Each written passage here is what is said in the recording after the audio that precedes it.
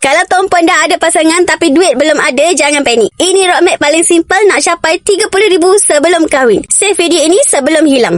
Step yang pertama, tetapkan timeline. Berapa tahun lagi akan kahwin? 1 tahun, 2 tahun atau 3 tahun? Timeline ni yang akan tentukan jumlah simpanan setiap bulan. Step yang kedua, kira keperluan kahwin. Bukan ikut orang lain tapi ikut bajet sendiri. Step yang ketiga, lock amount wajib simpan.